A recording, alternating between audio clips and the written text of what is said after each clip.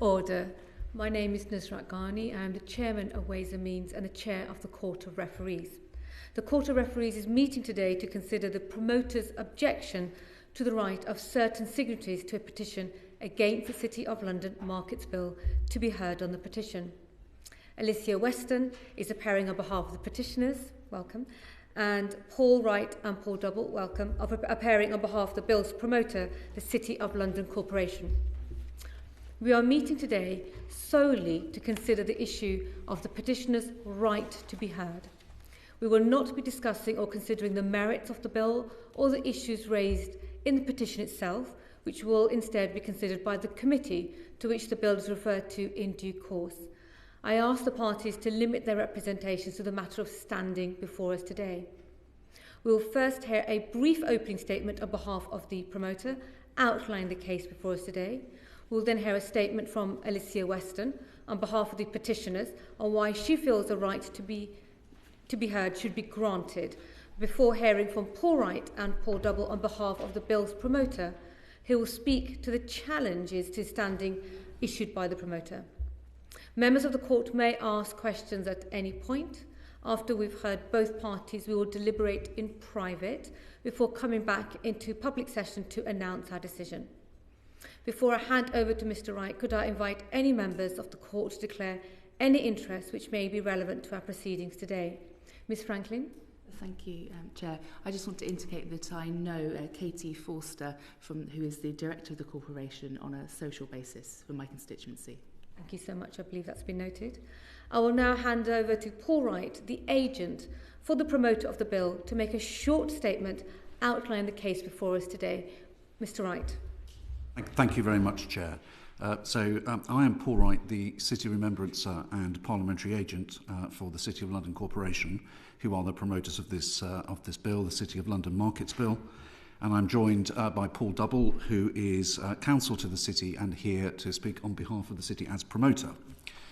The bill provides for the repeal of legislation relating to Billingsgate and Smithfield markets and the consequent cessation of operation of those markets by the corporation at the existing sites. The markets are owned and operated by the corporation. One petition remains against the bill. In it, 27 petitioners are named. One of them is a company, Bags of Taste Limited, which is a company dedicated to helping people move out of food poverty. Other petitioners are 3 fishmongers who sell at the Ridley Road Market in Dalston and primarily source their fish from Billingsgate Market, along with 23 other named individuals who are described as customers from Ridley Road Market. The City Corporation has responded to the petition, and having regard to the rules on the right of petitioners to be heard, the Corporation's position is that we do accept that the 3 fishmongers, have the right to be heard on their petition as they are directly and specially affected by the bill. However, for reasons which I will explain later, do consider that the company and the individual customers do not, as they are not directly and specially affected, and do not come within any of the discretionary grounds in which the court should allow standing. That was all I was going to say at this point, Chair. I would just add, just in the spirit of openness, Mr. Double, I believe, has a house in your constituency, so I think... But I don't vote there. Most of those points have been noted, the second more than the first. Thank you so much. Thank you. We will hear from Alicia Weston on behalf of the petitioners. Miss Weston. Thank you, Madam Chair. My name is Alicia Weston and I'm the CEO of Bags of Taste, an organisation that works with vulnerable people in food poverty to improve their diets and access to affordable food. I should perhaps explain how I ended up here. Campaigning like this is not my normal business, nor Bags of Tastes, but I have detailed personal knowledge of the matter at a number of levels. I have shopped in various of London's street markets weekly for the last 36 years. I have educated people that shop in them and to shop in them. I was intimately involved in lobbying and supporting Ridley Road Market to stay open during COVID. I've run a restaurant business that means I've shopped at Billingsgate as a customer. This is how I knew that the fishmongers bought their fish there, because I've actually seen them there. I've also worked at the New Economics Foundation and I worked in the financial markets based in the City of London for 18 years. Bags of Taste was commissioned actually to work in the City of London originally by the NHS, but was then commissioned directly by the Corporation of London for 4 years. So I have actually worked in the City of London directly with the people on the housing estates and in the housing estates. I've door-knocked them all. So the Corporation of London clearly accepts that we do have expertise in this area since they've hired us to do it. The reason I felt compelled to fight for the right to speak as Bags of Taste is because I believe there are bigger issues at stake here than just the petition for the 3 fishmongers. I believe that what's happening is wrong for the traders, regional food security, and the people on low incomes that Bags of Taste supports. Therefore, I'm here as Bags of Taste to represent the poor of London and the southeast of England, as the only organisation that has stepped up to represent them. I also believe that Bags of Taste's unique approach to addressing food insecurity makes us the most appropriate organisation to represent them. So I will go on to tell you more about Bags of Taste, who we work with and why they are injuriously affected. I will then use this to explain in detail why, according to the rules, we do deserve locus standi, and I will then finish by refuting the Corporation of London's attempts to have the 3 fishmongers petition limited to paragraphs 4 and 5 only. So about Bags of Taste. So we're a non-profit health inequalities organisation that has worked with over 14,000 people to improve their diets over the last 10 years. Unlike other food poverty organisations, we do not focus on ongoing provision of surplus, free or subsidised food. Instead, we focus on facilitating long-term access to healthy food, allowing our participants to buy fresh, nutritious food instead of takeaways and convenience foods. We actively scan prices in supermarkets weekly, shops and markets in all the areas we work, and educate our participants on the most cost-effective healthy food purchases. After our programme, participants are able to feed themselves and their families healthier, less processed food and save around £1,000 a year on their food budgets as well. This means that we are more keenly aware of the price of food, including fish, from a range of low-cost sources than most other organisations. I'll talk about who we work with as well. So we work with people on low incomes across the UK, everywhere from Newcastle to Hastings, but a large proportion of our work has been in London and the South East, to whom Billingsgate applies a conservative estimate of between 9 and 11% of the fish consumed, according to that food security report that we submitted as evidence, commissioned by the Corporation of London. We've worked in 14 boroughs of London, including Tower Hamlets, where Billingsgate is based, as well as Thanet, Reigate, Hungerford, Folkestone and Hastings. These are all in the southeast of England. The place we have done the most work in is Hackney, where we've worked with over 2,200 people. That's actually 0.75% of the population of the borough. This is the borough in which Ridley Road Market is situated, if you're not familiar with it, and where the 3 fishmongers in the petition are located. Many of the areas we work in London, for example, Tower Hamlets and Hackney, have extremely high ethnic minorities at 56% and 47% respectively. These ethnic minorities are more likely to be on extremely low incomes, in particular Bangladeshi, Pakistani, and Afro-Caribbean. This is important because fish constitutes a significant part of their traditional diets, and the effect on them is disproportionately large. This leads me into why they are injuriously affected. The Corporation of London has glibly suggested that people could simply buy their fresh fish from the remaining 2 sellers in the market. It is self-evident that if Aldi, Lidl, Morrison's and Asda were to close, there would be significant dislocation of the UK food market and food prices would rise. Why would this be any different for fish prices in Ridley Road? An alternative is supermarkets. I spent Saturday talking to customers of the 3 fishmongers, and it was clear that the supermarkets simply do not sell the kinds of fish that they are buying, and they would be more expensive. The NHS has issued dietary guidelines that are already beyond the financial affordability of those on the lowest income. Research by the Food Foundation found that for households on the lowest income brackets, the cost of following these guidelines would be 42% of their disposable income. Poor diets are the largest cause of health inequalities in the UK, and new research published just 2 weeks ago in The Lancet has shown that the UK has just experienced the largest decline in life expectancy in Europe. Those at the bottom of the socioeconomic scale are experiencing the greatest declines in life expectancy, and this is primarily due to an increase in cardiovascular disease, the biggest cause of which is poor diets. Frankly, I don't know anything more injuriously affecting than dying.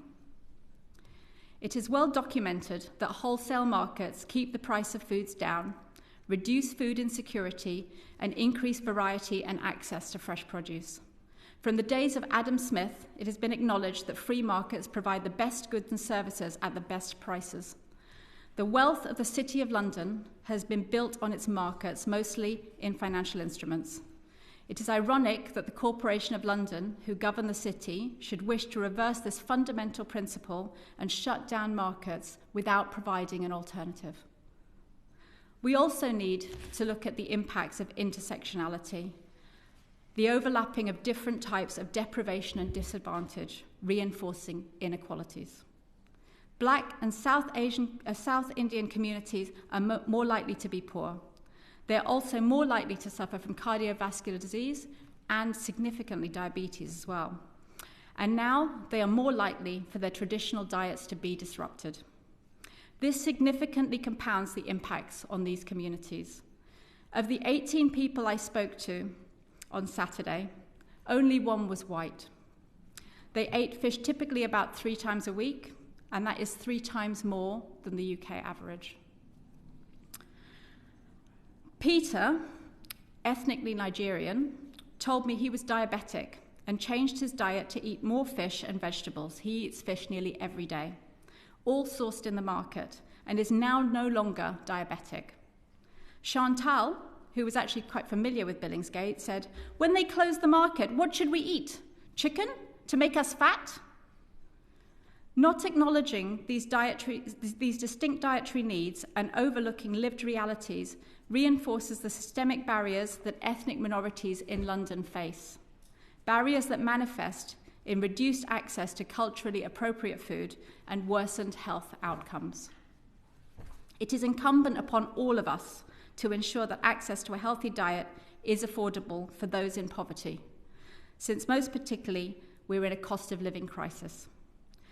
The closure of Billingsgate and Smithfield with no replacement will affect the food security of London, leaving us the only capital city in Europe without wholesale markets.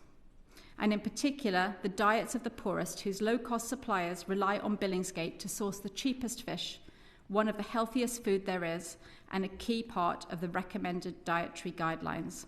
I refer you again to the report that we submitted as evidence, which was commissioned by the Corporation of London themselves, whose conclusions are based on an assumption that the markets are relocated elsewhere.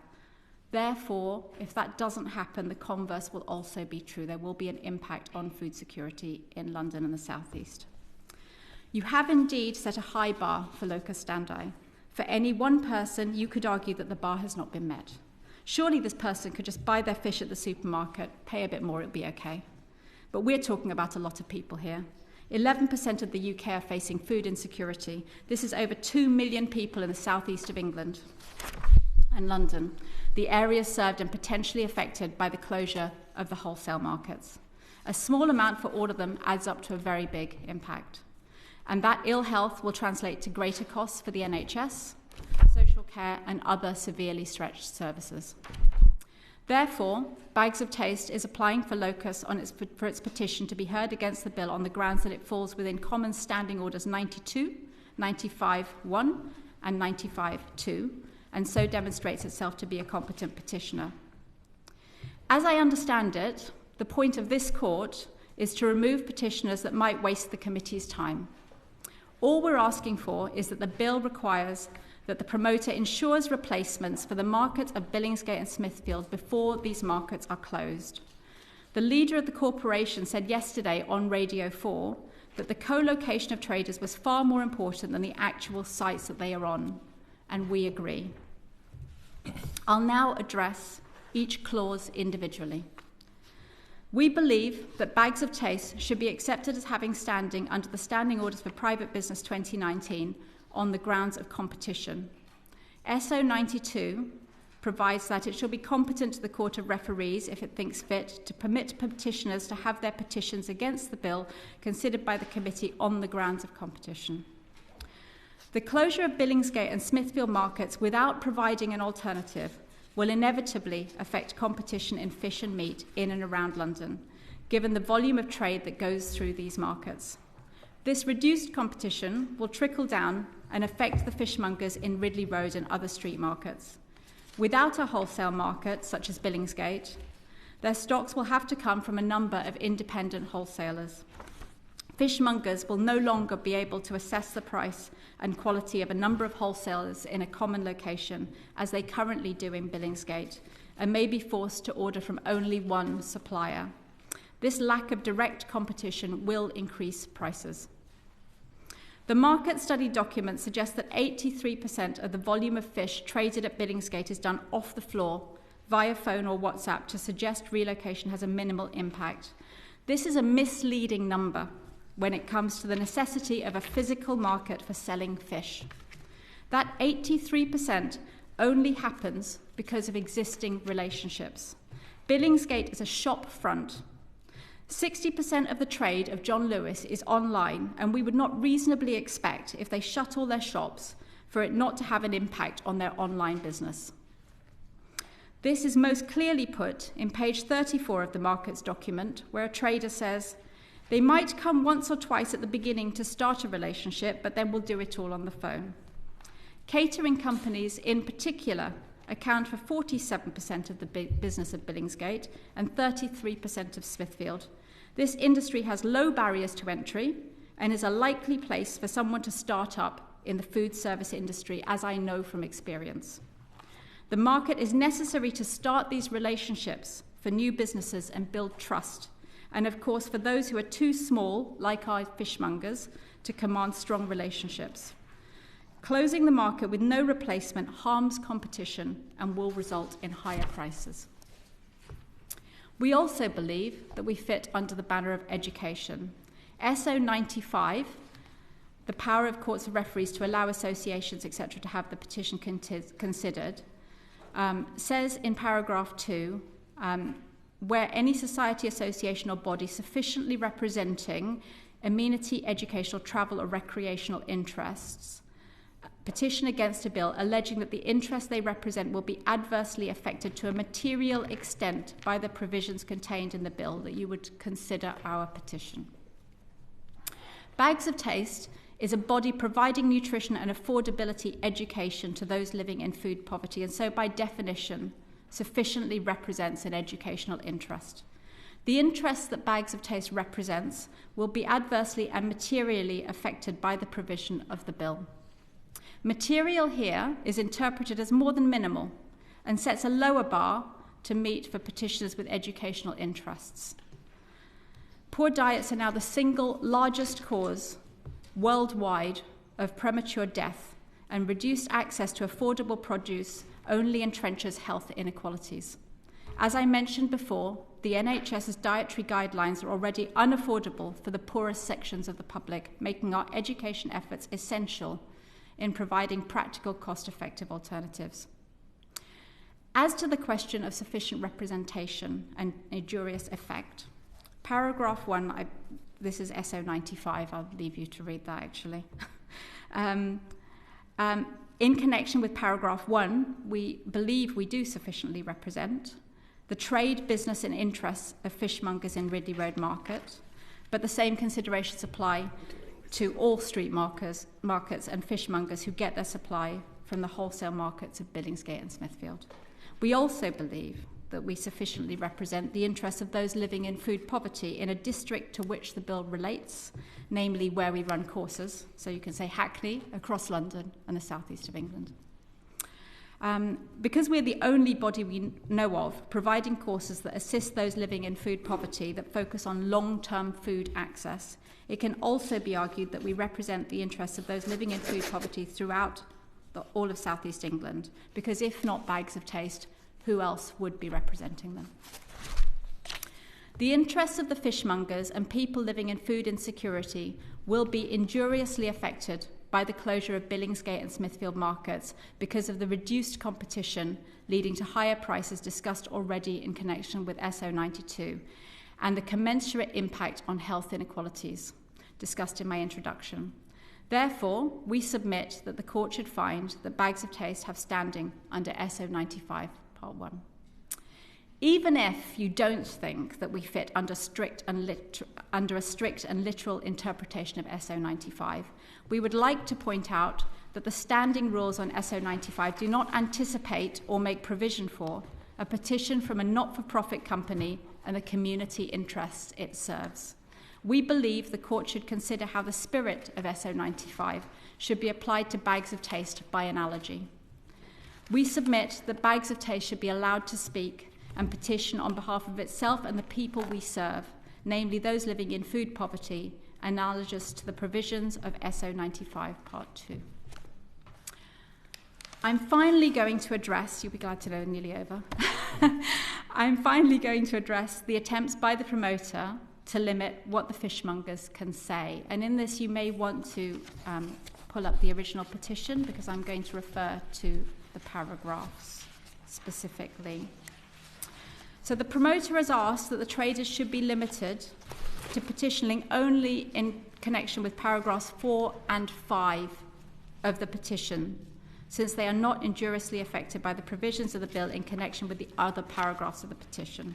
However, the promoter gives no reasons for this, and the traders believe that all the paragraphs of the petition are relevant to their, frankly, quite tragic plight. Paragraphs 1 to 3 relate directly to the fish trade in Ridley Road, including a quotation in paragraph 3 from one of the traders themselves. Paragraph 6 relates to the concerns of the traders if Billingsgate Market is closed without an alternative being provided, and is clearly part of how they will be affected by the passage of the bill.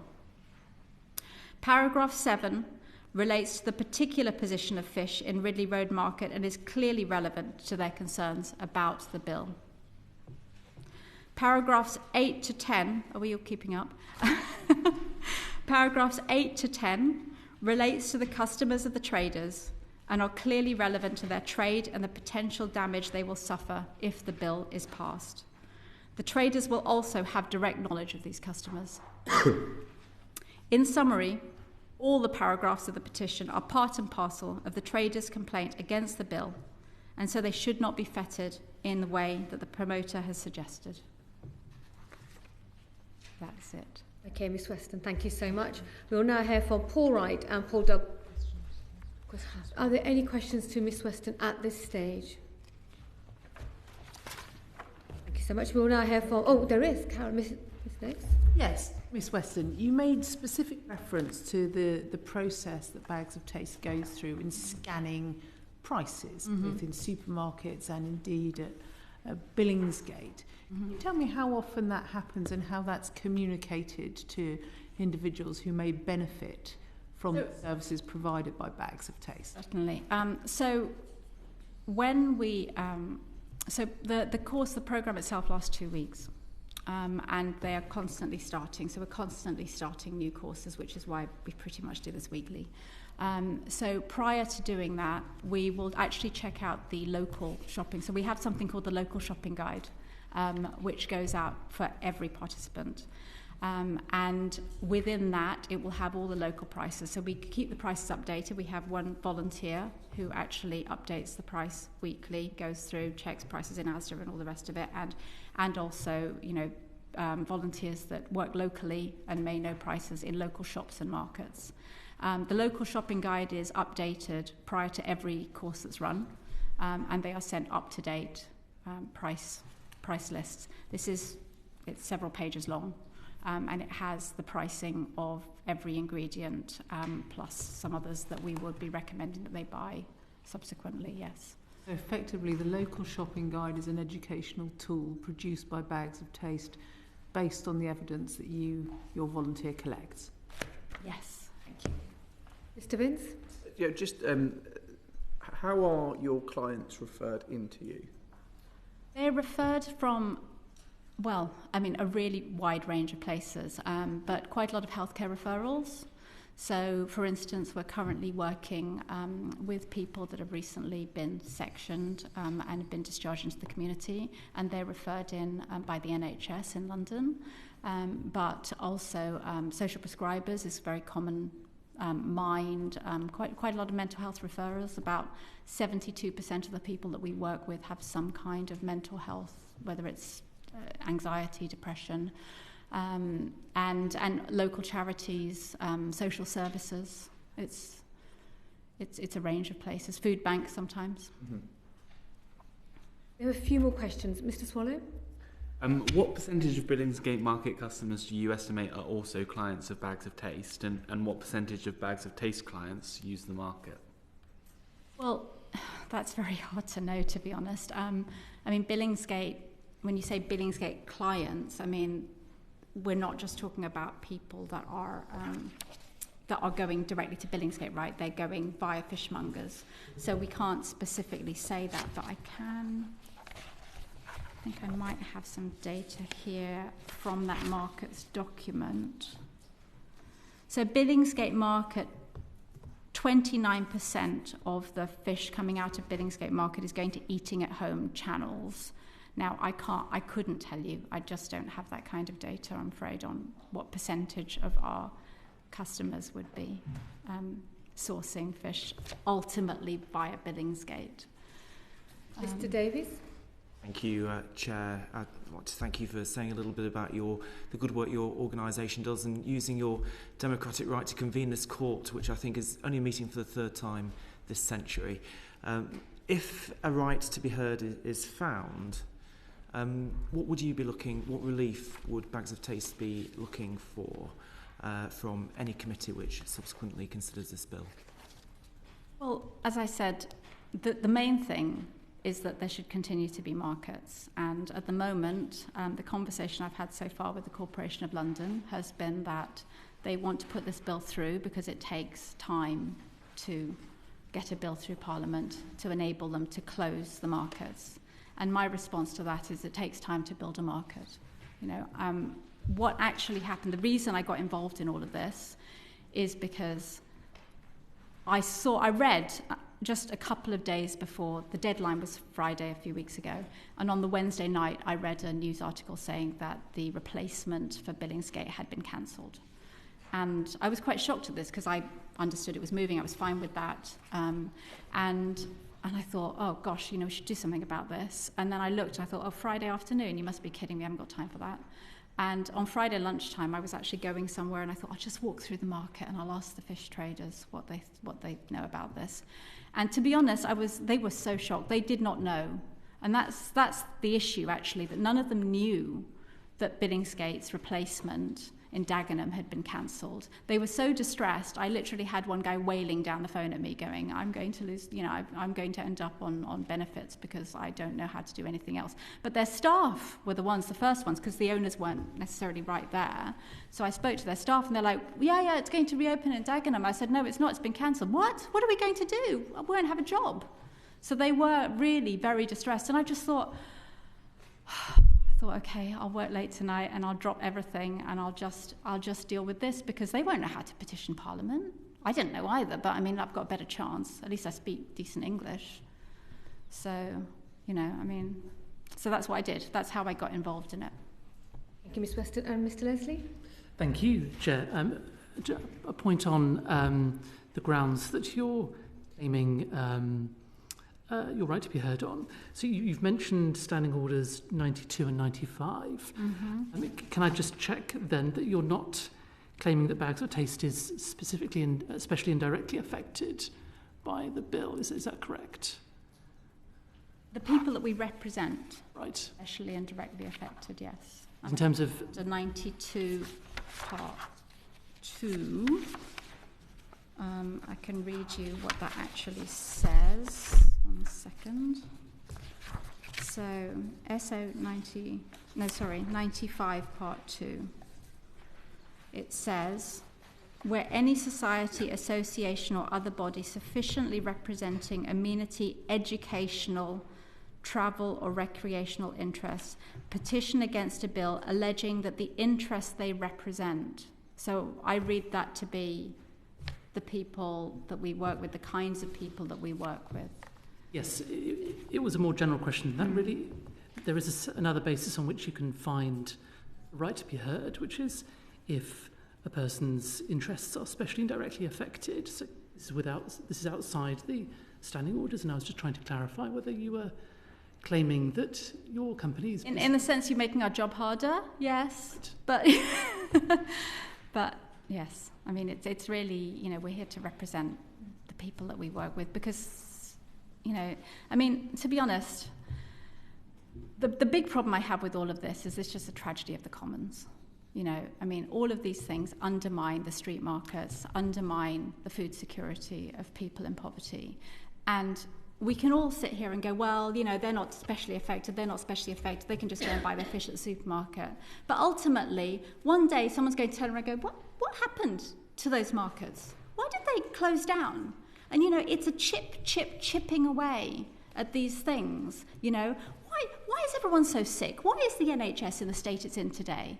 Can you tell me one reason? No, I can't tell you one reason. It's lots of nonsense like this, frankly. Thank you. Ms. Weston, you said that you were originally set up by the NHS and you're a non-profit organisation. Yeah. Are you a registered charity then? No, we're actually applying for charitable status, but we are a company limited by guarantee. So we are... Limited by guarantee. Yeah, okay. So we're officially a non-profit, yeah.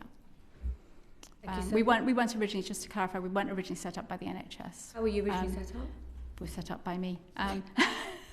But we were commissioned by the NHS to work in the City of London, and then when the Corporation of London found out about us, they then commissioned us for another 4 years until COVID. I think Mr. Vince has another question. No, just to follow on from what Mr. Leslie said, I look at it very sort of logically, if that's the word. My question is, if the market was to close down, what would be the direct impact to your organisation? Now, I recognise what you're saying about your clients, but what would be the direct impact to your organisation? And I appreciate that may be linked to the clients, but could you... It would be a broader issue, really, just about a gradually worsening situation on food poverty. There's no very direct impact on the organisation itself. It's the impact is on the people that we work with. Thank you. We would maybe make some changes to the specific Hackney guides, but I couldn't, I don't know about which fishmongers might close down in other areas at this point. I don't have that evidence, right? Thank you. If there are no further questions at this time, we will now hear from Paul Wright and Paul Double on behalf of the bill's promoter.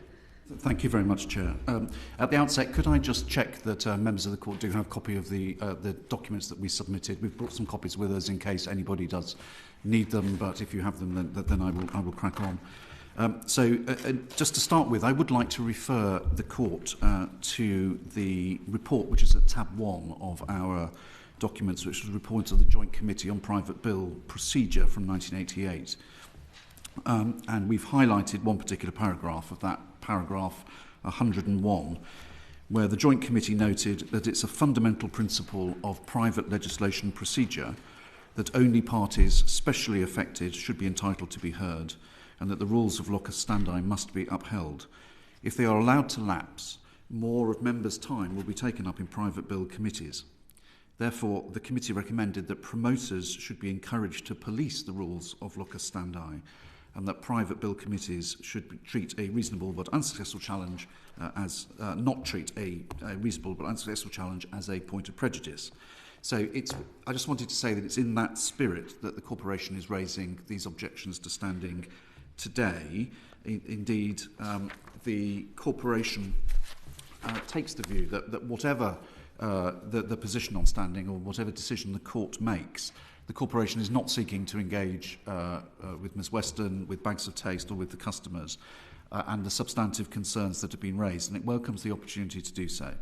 However, the petitioning process does exist for a specific and narrow purpose, and as such the requirements are strict and do set a high threshold, not least because the petitioning process involves the use of parliamentary and member time, and that decisions on the right to be heard made by this court also set precedents for future private and hybrid bills, and therefore set a precedent for the use of parliamentary time in the future. We will continue, of course, to actively engage with the petitioners, with Ms Weston, and to better understand their concerns, and the corporation will seek to address them in any way we can. And of course, whilst the right to be heard on a petition is restricted to a narrow category of persons in private bill procedure, there is a mechanism that does lie at the heart of the parliamentary process for members of the public or organisations who have a general interest in the bill in the wider sense to raise concerns, and that is to raise them with their constituency member. So turning, if I may, to the relevant tests for standing, I just want to quote very briefly, I haven't brought a copy with me, but I hope that's okay, of Erskine May, so very briefly, paragraph 44.5 for the record, which is, generally speaking, it may be said that petitioners are not entitled to be heard by the committee on the bill unless it is proved that their property or interests are directly and specially affected by the bill. And it is important to note that interests for these purposes means a legal concern, right or title. It does not include those who are simply interested in a wider sense, like other members of the public or indeed specialist organisations such as Ms Weston represents, who have a general interest in a particular area. And to illustrate the point, I would refer members of the court to tab 2 of the evidence we provided, which is actually the promoter's note on locker standby challenges in relation to high-speed rail, but it sets out some useful, at Appendix 2, it sets out some summaries of various cases on standing. And if I could refer you in Appendix 2 to paragraph 3, which refers to a petition by something called the Rail Development Society, which was in the context of the Channel Tunnel Rail Link Bill. And in my submission, this is a useful example of the approach taken. It concerned a national rail lobby group, which was the Rail Development Society, which was an umbrella body for many user groups campaigning for better rail services. It described itself as having over 4,000 members, of which 100 lived along the line of the proposed Channel Tunnel link. The promoters of that bill objected to the right to be heard, primarily on the basis the petition did not assert any injury to a special or particular interest of the organisation, as opposed to an interest in the wider sense, like any other members of the public. And that objection to the right to be heard was upheld. The full Hansard extract, you'll be glad I will not take you through, but it's at tab 3 of the bundle that we submitted, should members of the court wish to look at it. And in addition to the general position, Standing Orders 90 to 102 set out in detail the requirements for certain types of petitioners to have their petitions considered. The majority of those standing orders are not relevant here because they concern very specific circumstances, bills authorising railways, trams, etc. But a number of them have been mentioned, and Ms Weston has mentioned Standing Order 92 on grounds of competition, which I will come on to later. She's also mentioned Standing Order 95, and if I may, I will also want to mention Standing Order 96 in case members of the court consider that may be relevant. Standing Orders 95 and 96 provide a discretion to the court to allow associations or other bodies and local authorities or inhabitants to have a petition considered in certain circumstances. And they're set out, those standing orders obviously set out in full in our notice of objection to standing. In short, Standing Order 95.1 gives the court a discretion to permit a society or association which sufficiently represents a trade, business or interest in a district which is alleged in the petition to be injuriously affected by the bill.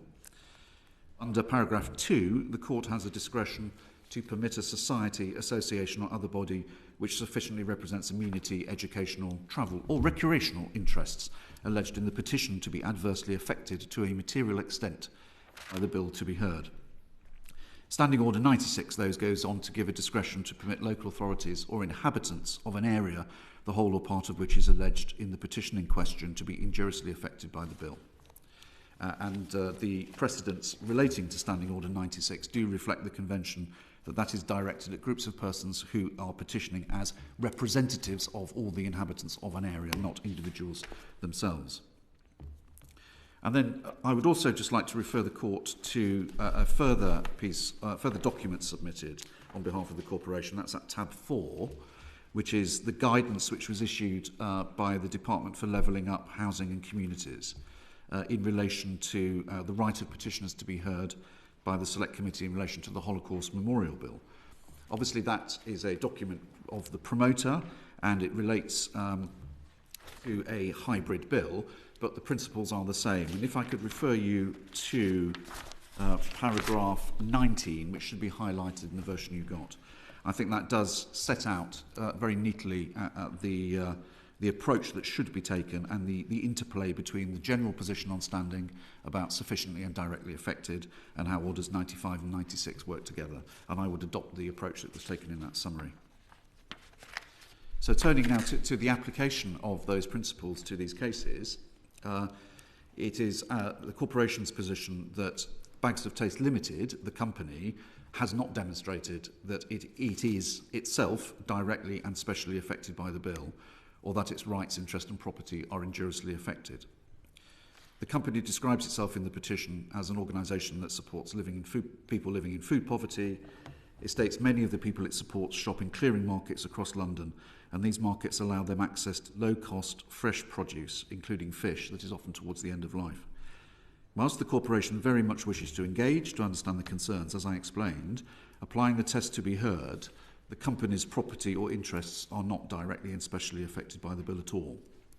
The company's concerns can be summarised as a complaint that some sellers at Ridley Road Market would no longer be able to source their fish from Billingsgate Market, which would in turn impact upon some customers' ability to buy low-cost fish locally.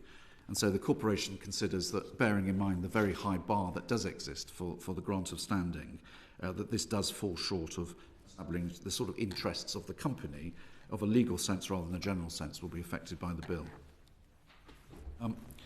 Turning to Standing Order 92 on grounds of competition, it's my submission that that standing order applies where essentially there is something authorised by the bill which is in direct competition to the petitioner. So, for example, if one was authorising a market close to the locale of another market, then that other market would be able to rely on Standing Order 92 to say, I've been impacted, there is going to be competition here. And that the example that Ms Weston used of saying that competition overall will be affected by the principles of the bill, my submission is not sufficient to engage this particular standing order, because that goes no further than saying that somebody who has an opinion about the bill, essentially, that it will impact competition in some way, should be allowed the right to be heard. And in addition, it is our submission the company does not fall within the standing orders 95 or 96. As a limited company, the company is not a society or association, and it has not demonstrated that it represents sufficiently or otherwise any trade, business or interest in a district.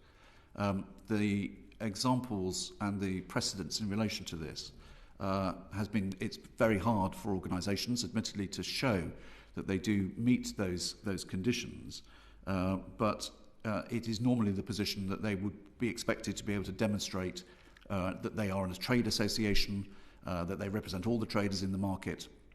Effectively what we've heard today, Ms Weston's very excellent organisation which does really good work, and I don't want to denigrate that at all, but essentially Ms Weston is saying, without any proof before this court, that I represent the people who shop and act in that and trade in that market. And on my submission, I would say that's not been sufficiently made out for that standing order to apply. In relation to the second limb of Standing Order 95, again, the company is not a society or association. If it were accepted that it is another body for the purposes of that standing order, it's my submission that it's not established it sufficiently represents educational interests.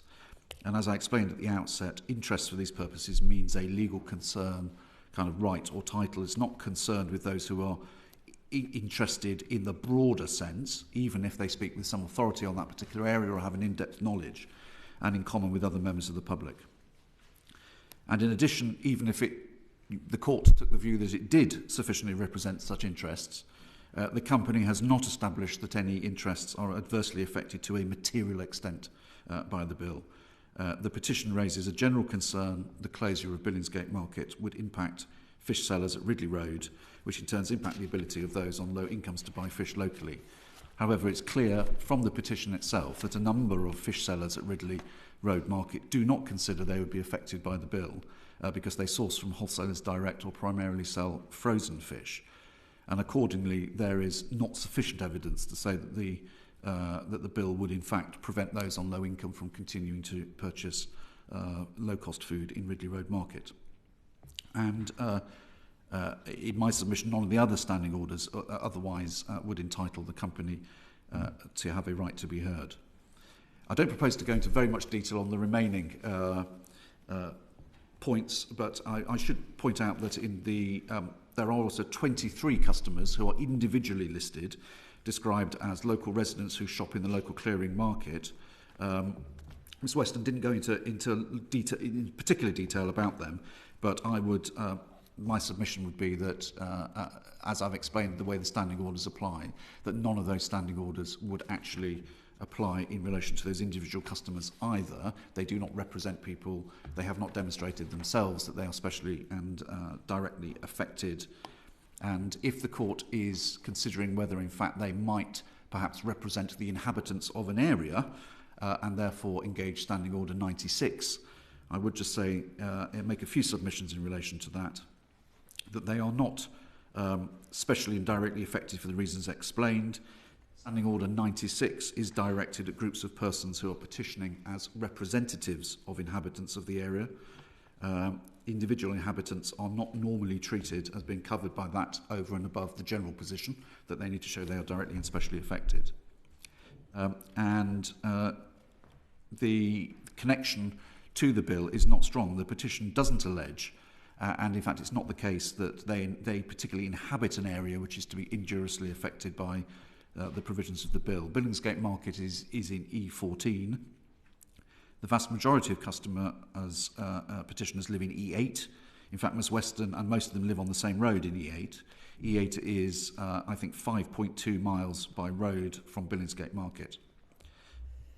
So as outlined already, the concern in effect is really that, and as Ms Weston explained, is that this bill is too early, in the sense that the corporation has not demonstrated what's going to happen to the traders once powers are taken for this bill for the corporation to close the market.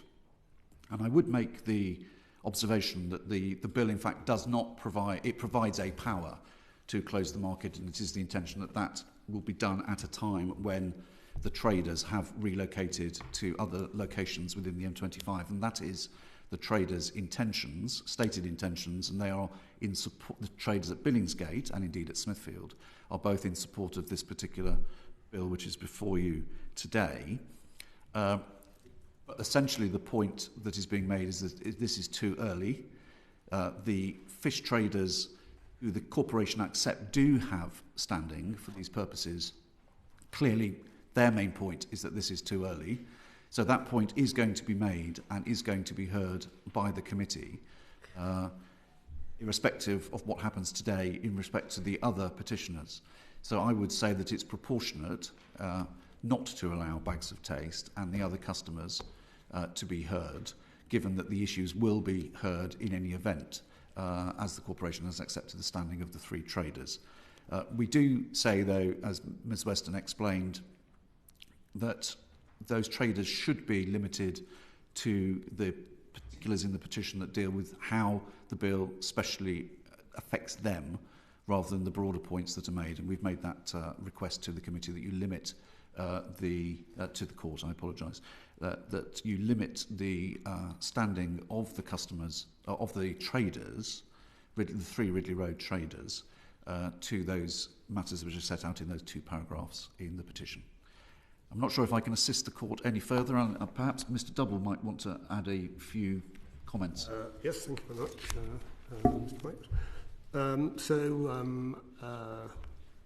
Just to be clear, although Mr. Wright has said it, this isn't an exercise in closing down the debate. But locus standi is as the committee will, as the court will know, is a special procedure, and it's narrowly focused.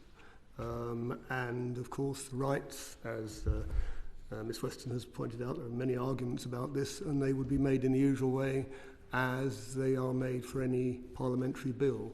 But what we're looking at here is a special sort of procedure for which there are particular rules, and Mr. Wright has outlined those, and we are required as promoters to police those rules. That's what Parliament has told us, so that is what we are doing. I guess the nub of it from the promoter's viewpoint is the fact that, as Ms. Weston has said, you have certain fishmongers who source cheap food from Billingsgate Market, and if the market closes, that source will no longer be there, and in consequence, the customers of those fishmongers will be detrimentally affected, as Ms. Weston has set out in her evidence. And of course, that is the essence of the petition. I should point out, as Mr. Wright has, that the corporation isn't actually contending that petition in relation to the fishmongers. Clearly, they are specially affected. But if that petition is heard, then the arguments about that situation of those fishmongers will be articulated. And if the Select Committee finds favourably, of course, the rest of the claims and arguments which have been put forward fall, because that contingency which Ms. Weston has outlined would no longer be operable. So it's a case of really, and it's a technical thing, but it's a case of really targeting this proceeding at the issue at hand. And really, the issue at hand is whether these fishmongers continue to be in a position where they can source cheap fish, and that's something that the committee would hear. I wasn't clear from Ms. Weston's evidence whether any of the customers actually shopped at Billingsgate Market, but it was quite some distance away, and I think the focus of the evidence, certainly in my observation, was based on the availability of local retailers who sell fish to people who are undoubtedly in need.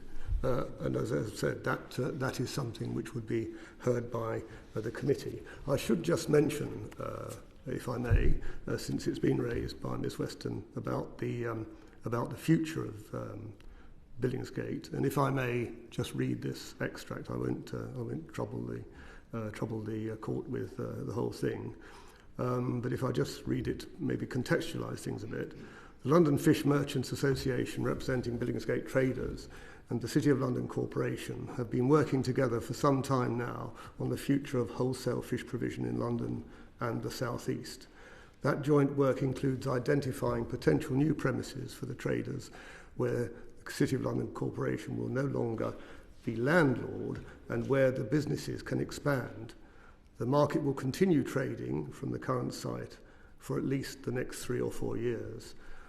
The London Fish Merchants Association today confirmed, and this is back in January, that 90% of Billingsgate traders have indicated that they will continue trading when market operations cease at the current site, and therefore there will be minimal or no impact to the supply chain. Accordingly, on that basis, Ms. Weston's concerns about the absence of a continuous supply of fish on the basis which Billingsgate Market currently provides will be maintained, so that the concerns that she has will not be realised. I think that's probably all I need say. Mr. Wright, I think, has covered all the technicality. Thank you. Thank you so much. I think there will be a number of questions. I will ask some questions first, then I will come to Ms Weston and then to the other quarter referees, if that is okay. Mr Wright, you mentioned earlier on that Ms Weston did not evidence how she is representing or how she is a part of a representative organisation. She's actually here to make a case to be heard, not to prove that she is a representative organisation, even though she did submit papers to that effect.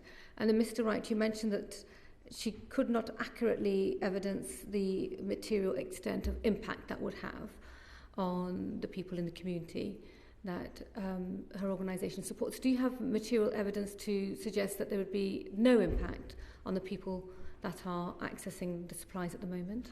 So the food study, in fact, that Ms Weston referred to, which was commissioned by the City of London Corporation, is demonstrated that, and indeed this is on the position that if there, the assumption is there will be a continuous, that the traders will continue to trade, as Mr Double has explained, that the intention of the traders is to continue to trade and to be available and to continue to trade together. That there would be minimal disruption to the food security and food supply in London. Trading at a different site, yes, which will have issues around accessibility, no doubt. And Standing Order 92, you challenged Ms Weston's notion of it impacting competition, because if there's limited supply, if there's a change in supply, there's always an impact on competition. Could you just flesh that out for us, please? Yes. Now, my position on that was that it's a very general position to say that something in a bill is going to broadly impact competition, and is in fact that's really a challenge to the policy of the bill. And my submission would be that Standing Order 92 was really aimed at the circumstance where, for example, somebody was going to build a toll bridge over a river where there was a toll tunnel, and the toll tunnel would regard that as being competition to the toll bridge. And that it wasn't a sort of general position that where anything in a bill which is alleged could have an impact economically against an anti-competitive impact, that standing should be given. In my submission, it's more limited than that. I think I saw Mr Swallow's hand, but before I come to you, I'll just go to Ms Weston, if that's okay. Mm-hmm. Ms Weston. Sorry, I was given some information by the lawyers that I didn't have, and I'm not a lawyer, to respond to those two questions. Would it be all right to just... Which two questions? The questions for the two gentlemen regarding how bags of taste would be affected. Okay. Because we come to that to the very end, once we've finished with Mr Wright and Mr Double. Shall we come to you, or do you want to do that now? It relates to what they said, go actually. for it, Ms Weston. So there's been some talk about Erskine and showing that we as an organisation are injuriously affected. But actually Erskine May 44.5 does not apply to Standing Order 95.2. It allows, Standing Order 95.2 allows bodies representing educational interests to have a petition heard without themselves being having property or interests that are directly and specifically affected by the bill. It sets a different standard to directly and specifically, namely that the interests represented must be adversely affected to a material extent, i.e. a non-trivial extent.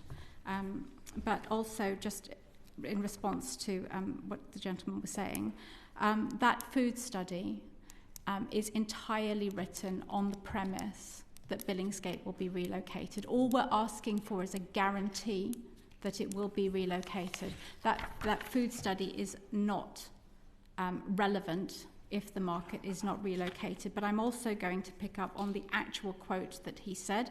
Mr. Wright said, because it says here, I'll read it to you, and I'll read you the sentence before, because I want you to understand the difference between these two things.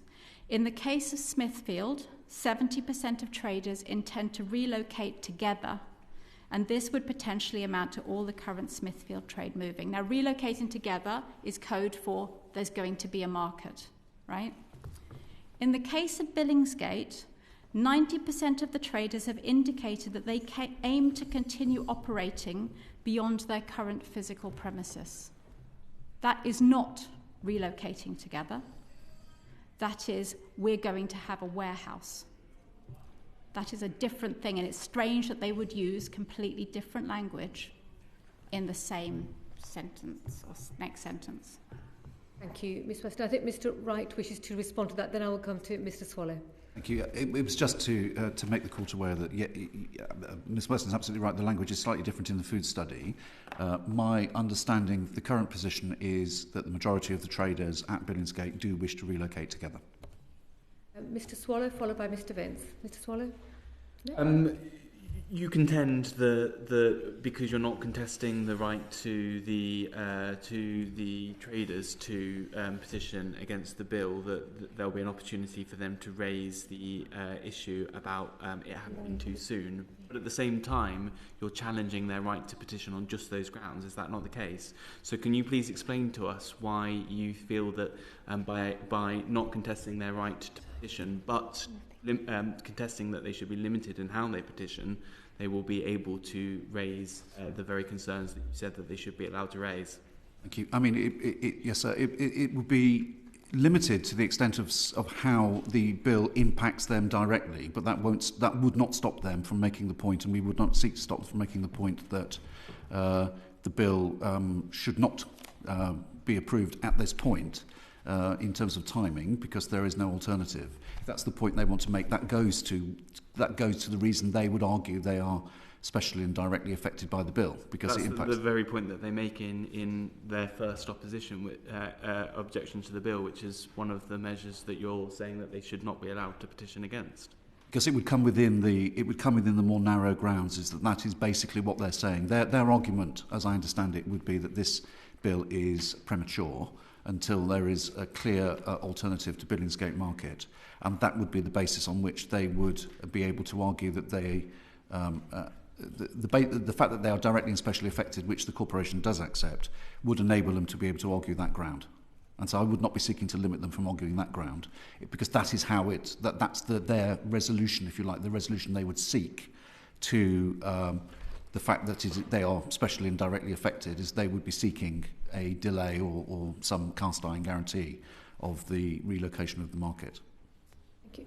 Mr Leslie, I believe you have a supplementary. Yes, thank you very much. You were discussing Standing Order 95, the question of how a body or organisation can show that it's sufficiently representative. Could you just expand on that a little bit more? Because you used a term like the petition not showing that they had proven that they were sufficiently representative. Can you just expand on the standard of proof that you're asking us to apply here? I mean, certainly the precedents do show that sometimes challenges are taken with petitioners on the basis that they haven't shown that they have sufficiently sort of representative, or indeed that they don't have a sort of resolution of the organisation. For example, if it's an association representing people, that there should be a resolution of them that in fact they should represent. Bags of Taste is an organisation which does excellent work, and I don't wish to detract from that at all. But it should not be the position that an organisation should be able to assert that they represent people without going something further than that, and actually being able to have some ability of proof. I would not be saying the exact nature of which would satisfy the court, but there must be something more and beyond an assertion that we represent a particular interest. We know that Ms Weston has spoken to a number of fish traders, and that was referred to in the petition, but we do not know whether she represents the general view of all the traders in Ridley Road Market. We just don't know what the position is, or indeed, and the customers are, by definition, a limited subset. I believe most of them live in the same road. So there is nothing that we've seen that guarantees that that does indeed represent the broader interest. There was a point that Ms Weston raised that it would, in a way, because of the people that are impacted who are potentially buying the products for home use, would just perhaps not have the confidence or the skills to make representation. That was. Do you dispute that fact? No, absolutely not, Chair. And the point again, I just go back to the fact that the committee, if the petition that will be heard, assuming the petition goes ahead of the three traders, and on those points about whether this is premature, will be made before the committee. The committee will have an opportunity, and that's a proportionate response on parliamentary time, not to ask members of committee to hear the same points essentially from different petitioners. Mr Davis? Thank you, Chair. Could I ask you, Mr Wright, what if some of the next steps are described as premature in terms of what happens to people who value that site? What steps are you taking to engage the community and gather those views? Because there probably aren't that many vehicles for people to express a concern or express a view, and I guess we're deliberating on whether Bags of Taste does meet that criteria. Yes. But there will be other groups, other residents, restaurateurs, hoteliers. What steps are you taking to engage those people to move this process along and give them some assurances that whatever comes next, and I appreciate not knowing what comes next is causing them some anxiety. In fact, what the corporation is doing at the moment is working very closely with the traders at both markets, both Smithfield and Billingsgate, and we're actively working with them to establish new sites, and there are certain new sites that are under consideration. I'm afraid that is commercially confidential at the moment because of there are ongoing negotiations in relation to those. But there is certainly the matter that and we would love to be in a position to be able to come to Parliament and say, actually, the deal has been done, and in fact, this is going to be... We need to make sure the evidence here is in scope of what we're discussing. It's about people being able to make representations, not about the bill itself. Mr. Wright, anything else you want to respond to? The food study, which we commissioned and has been put before the committee, was a study which did engage with various different bits of the community to try to establish the impact that the markets would have in relation to them. And when we do relocate to a new area, that will of course be part of the feature that will play then. There'll be negotiation and discussion with the local authority of that particular area in relation to people who have an interest in that particular site. Could I just ask how effective in terms of that engagement was it with people from either a low-income background or people without a high degree of literacy or people whose language may not be English as a first language? We did what we could to engage with people. We took all the opportunities we could to engage with local community at that point, but I can't speak to the specifics at the moment. Thank you. Mrs. Steinbeck? Thank you, Chair. I've got a few questions regarding Standing Order 95.2, just to drill into the Corporation's position on this. My first question would be, as the Corporation, would you define Bags of Taste as providing an educational service? It provides an educational service, absolutely. The 95.2 is aimed at educational interest, which I think is slightly different. Which comes on to my second point, is simply providing, from your position, an educational service insufficient to represent an educational interest? Yes. Could you potentially define the distinction then in your position between providing an educational service and what the definition, the higher threshold? I think you referred to something beyond. Yes. Define what educational interest yes. and what you require for that higher threshold. So I do think that interest means something more than a general interest in a particular area, and I think interest generally means something which is more akin to a kind of legal right. So a body which, for example, provides education through a charity, there is some sort of obligation on it to do that, or it represents a particular category of providers. So, for example, an organisation which represents teachers, for example, may well be able to make that clearer, because that is a more general, that's kind of a more specific, that's a more specific provision where there is a clear interest in relation to education. In order to provide educational interests, I do apologise for my lack of understanding perhaps what the City Corporation do. Have they ever contracted educational services to a company limited by guarantee or a charitable organisation, something that's not part of their core delivery? I have to say I'm not able to comment on the particular arrangements that were made with Bags of Taste.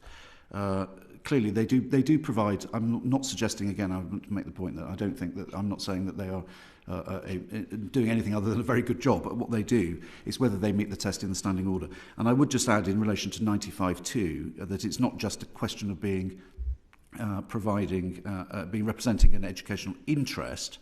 that interest they represent has to be adversely affected to a material extent by the provisions contained in the bill. And in the context of bags of taste, if the court accepted that they did represent an educational interest, which I would submit that they do not, I would ask the court then to think, is that interest itself materially adversely affected to a material extent by the provisions in the bill? And that's not being alleged as I took the submissions. Thank you. No further questions, Chair. Mr. Leslie? Thank you. Regarding the traders, now in your notice of objection, you have invited the court to provide a limited right to be heard in relation to paragraphs 4 and 5 of their petition. But as you've been speaking to us, you have been explaining that were this petition to be heard by a bill committee, that would be an opportunity for some of these wider points to be ventilated. Is there a tension there between those two things? I don't think there is a tension, because essentially the position, as I understand, of the three traders is that that this bill is premature, and so that will be the issue, which is then before the committee: is this bill premature or not? Which will inevitably bring in the main points that have been raised in the submissions. Want to add any further points, Mr. Wright? No. I do not think so. Thank you, Chair. Ms. Franklin? Thank you. I want to ask a question of Alicia in relation to Mr. Wright and Mr. Double's comments around your role as an educator. And I just wondered, in your role as a not-for-profit, whether in relation to the clients you educate, you had a particular set of stated aims, please. Yes. We're a health inequalities organisation, and we aim to improve their diets and through that improve their health. So we're looking to get them to buy healthier food, essentially. Our typical participant purchases a lot of junk food. So they spend about £1,260 a year on ready meals and takeaways. And so our objective is to reduce that and get them to cook more from scratch and eat healthier food, like fish. And so would you represent that the material interest of that would actually be negatively impacted? You were not able to fulfil that stated set of aims? Yes, I suppose if they were not able to access, yes. I mean, everything we do is to make sure that when they leave us, they will be able to access healthy food after and on an ongoing basis. So obviously if that healthy food is not available, then yes. Thank you. And my final question, if I may, Chair, related to the clients you work with, are they aware of the role you're taking in this particular petition? Have you had conversations with anyone about it? Slightly. Slightly, but not very much, because it seems a little bit highbrow for the kind of people that we work with, I think.